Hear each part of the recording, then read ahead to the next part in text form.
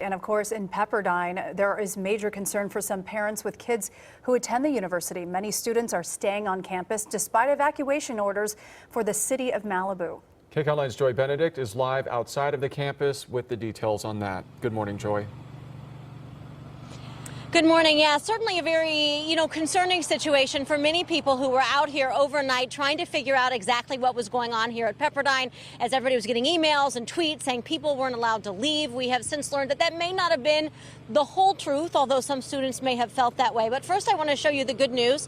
I want to show you the hillside over here behind Pepperdine University, which does appear to be clear right now as the fire has moved on from this area. Of course, that was not the case just a few hours ago. And we did start getting some emails and concerns of that nature from folks here. Here's a couple that we read. One saying, "My daughter is telling me they are being held in the cafeteria, not allowed to leave while the fire approaches and the rest of Malibu is evacuating."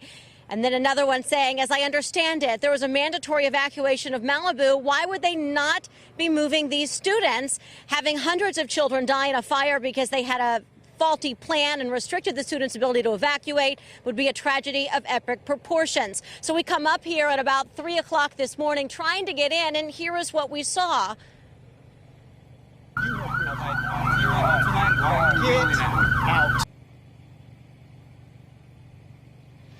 There was a lot of flames. They were small flames, but they were approaching the area where the students were put into a shelter-in-place, probably about 100 yards away or so. Now, the Pepperdine University, the officials here did not want to let us into the evacuation area. They did not want to talk to us about what was going on, which sort of just added to the confusion of exactly what was happening up here. But we are being assured now that the students were allowed to leave if they wanted to, and that they have had this plan to shelter in place for a very long time. And I want to come out live now. I have a former student, someone who was staying with her mother-in-law up there last night. So you did shelter in place with all the students up here. Yes. Fallon Opsahl Barton, you graduated, I guess, last year? Yes, in April. So how was it up there last night? It was predominantly very, very calm. Students, of course, did have some anxieties. I mean, it's really scary, especially at around 10:30 when the fire did crest over the hill. It's scary to see your community threatened by a fire like that.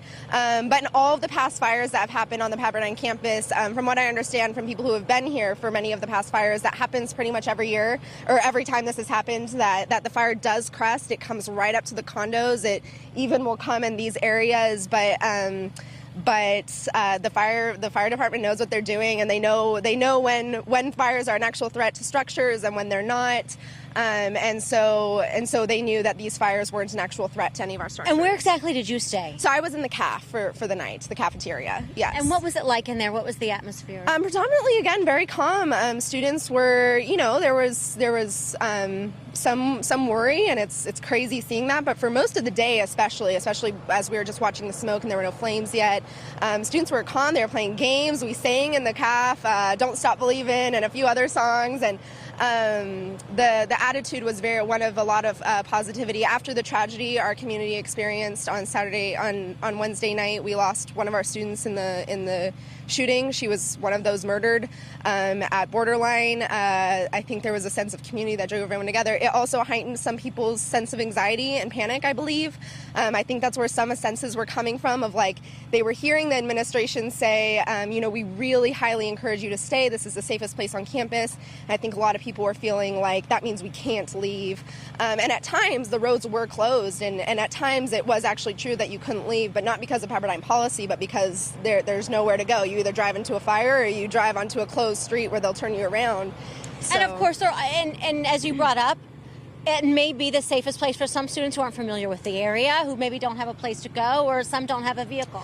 I mean, for the most part, it's the safest place in the area, period. If you were able to leave earlier, if you had friends or a place to go in Santa Monica and you were able to leave very, very early in the day or even yesterday, then that's safe. But even early in the day, once it became clear that Malibu was evacuating and other people from around the surrounding area were evacuating, the roads were actually very dangerous. People were driving erratically. It was clogged. Someone told me that they were trying to go to Santa Monica at one point in the late or morning, and it took them an hour just to get from here to Ralph's, which is I don't know, what, 3/4 of a mile. And so that's where a lot of the administration was coming from when they were saying, like, we really, really encourage you to stay.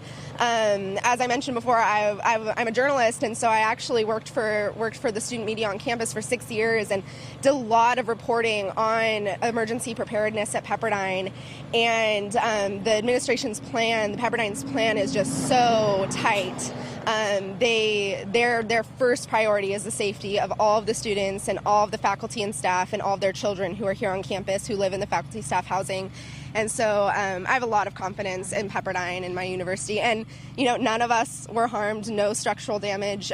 Even with some of the miscommunication that happened with the fire department, they didn't show up quite on time, and that was a huge problem. Pepperdine was very angry about that, and still no structural damage. All right. Well, we got to go. Thank you so much for checking in with us. I appreciate you sharing that side of it and sort of easing some of the confusion that's been going on.